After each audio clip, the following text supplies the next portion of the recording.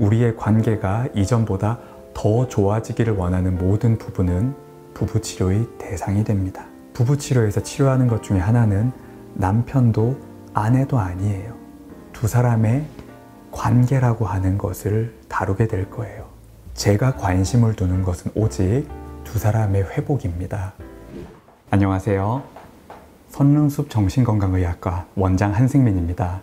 오늘은 부부치료가 어떠한 것인지, 어떤 분들을 대상으로 부부치료를 하는지, 그리고 부부치료를 받으러 오셨을 때 처음 무엇을 하는지 자주 물어보시는 것들에 대해서 제가 몇 가지를 추려서 답변을 준비해 봤습니다. 용어는 부부치료라고 하지만 반드시 부부만을 대상으로 하는 것은 아니에요. 커플 세라피라고 하죠. 일반 어떤 커플, 그리고 메리드 커플, 결혼을 했는지 결혼을 하지 않았는지 모든 커플을 대상으로 치료를 할 수가 있어요.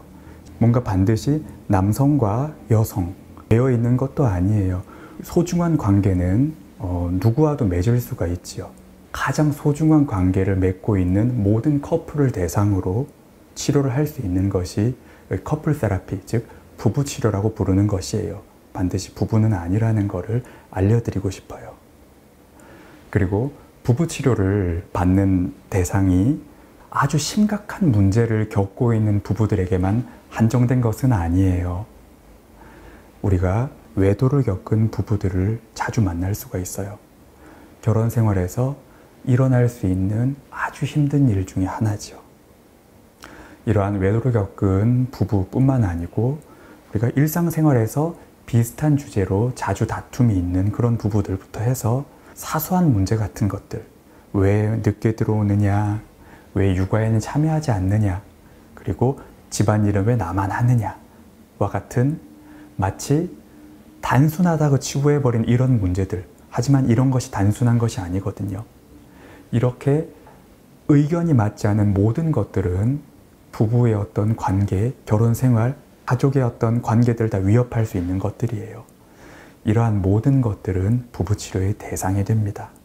경중이 중요한 것은 아니에요. 우리가 이것 때문에 얼마나 많이 불편하고 얼마나 많이 좋아지고 싶은지가 가장 중요해요. 우리의 관계가 이전보다 더 좋아지기를 원하는 모든 부부는 부부치료의 대상이 됩니다. 일반 정신과 면담과 이 부부치료의 가장 큰 차이점 중에 하나는 보통 모든 상담은 한 명의 내담자가 진료실에 들어오시는 것이지요. 하지만 부부치료는 두 명의 내담자가 진료실에 들어온다는 것이 가장 큰 차이점 중에 하나예요. 내담자라는 단어가 조금 익숙하지 않으실 수도 있는데요. 제 진료실에 와서 저와 함께 이야기를 나누시는 분들이라는 의미로 저는 내담자라고 좀 더 자주 이야기하는 편이에요. 뿐만 아니라 이 부부치료에서는 두 명의 내담자가 함께 들어오시기 때문에 발생하는 가장 큰 차이점이 하나 더 있어요. 실은 이곳에 또 다른 내담자 한 명이 더 들어온다는 것이지요. 바로 관계가 이 진료실에는 함께 있습니다. 이 부부치료에서 치료하는 것 중에 하나는 남편도 아내도 아니에요. 정확히 말하면 두 사람의 관계라고 하는 것을 다루게 될 거예요. 그래서 우리는 이 치료실에서 이 진료 시간 동안 관계를 위주로 다루게 될 거예요. 이것이 일반 진료와 부부 치료에서 차이가 나는 점 중에 하나입니다. 부부 치료를 처음 오시면 굉장히 궁금한 게 많으세요. 무슨 말을 하나요? 라고 굉장히 궁금해 하시는 분들도 많고요. 처음에는 어떤 말을 할지 입이 잘 떨어지지 않는 분들도 많이 있으세요. 첫 시간에는 부부의 문제가 무엇인지 평가를 많이 합니다. 무엇 때문에 이곳에 오게 되었는지, 어떠한 큰 문제가 최근에 발생했는지, 아내분은 어떤 이야기를 하고 있고, 그리고 남편은 무슨 이야기를 하고 계시는지, 힘든 이야기를 하는 동안 상대 배우자는 이것을 얼마나 많이 경청하는지, 그리고 경청하는 동안 어떤 표정과 어떤 태도를 취하고 계시는지, 그리고 그 이야기를 다 듣고 난 뒤에 어떤 이야기를 상대방에게 하는지, 이러한 것들을 저는 처음 몇 시간 동안 꽤나 많이 관찰을 하는 편이에요. 여기서 볼 수 있는 게 앞서서 이야기한 관계를 볼 수 있기 때문이지요. 두 사람이 어떠한 관계를 맺고 있는지를 알기 위해서는 제가 많은 이야기들을 들어야 돼요. 그 안에는 이 부부들이 가지고 있던 오래된 어떤 결혼 생활의 습관이 그 안에는 많이 포함되어 있거든요. 이러한 것들을 제가 많이 알게 됐을 때 두 사람에게 앞으로 나아갈 방향, 그리고 더 좋아졌으면 하면서 두 사람에게 제시해 줄 수 있는 방향에 대해서 저도 이야기를 할 수 있게 됩니다. 그리고 보통은 두 분이 모두 다 원해서 이곳에 오는 것은 아니에요. 한 분께서 주도적으로 우리가 부부치료를 받자고 이렇게 끌고 오고, 다른 한 분은 마지못해서 마치 끌려오듯이 오시는 경우도 많이 있습니다. 그러면 굉장히 긴장을 많이 하게 되죠. 요즘에 조금 잘못을 해서 부부관계를 손상시키는 어떤 문제를 제공한 사람이 조금 억지로 끌려오는 듯한 그런 기분을 느끼는 경우가 많이 있습니다. 하지만 제가 전달드리고 싶은 것은 이 치료 시간에, 그리고 저는 잘잘못을 따지는 사람이 아니라는 것을 꼭 알려드리고 싶어요. 그 생각을 하시고 이곳에 오셔야 돼요.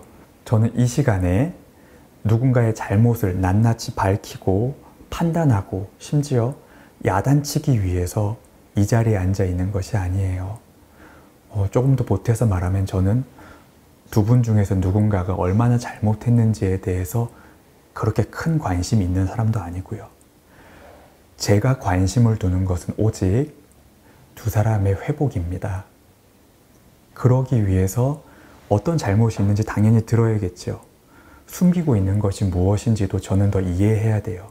하지만 이런 과정이 잘못을 밝히기 위해서가 아니고 회복을 위해서 어떠한 일이 있었는지를 충분히 이해해야 되기 때문이라는 거지요. 그런 것 때문에 저는 어떤 문제들을 물어보게 되는 것이고요. 이 과정에서 불편한 마음이 드실 수 있겠지만 잘못을 따지려고 이 자리에 오는 것이 아니고 회복을 위해서 이 자리에 오는 것이니만큼 조금 더 편한 마음으로 오셔도 괜찮을 것 같습니다. 오늘은 부부치료를 오셨을 때 처음에 어떻게 진행되는지에 대해서 제가 간략하게 말씀을 드렸어요. 다음번에는 저희가 부부치료에 대해서 좀 어떻게 진행되는지에 대해서 더 자세히 알려드릴 기회가 있었으면 좋겠고요. 그리고 쉽게 좀 궁금해할 수 있을 법한 이야기들을 더 다루어 볼 수 있는 그런 시간을 또 마련해 보도록 하겠습니다. 오늘 영상은 여기서 마치도록 하겠습니다. 감사합니다.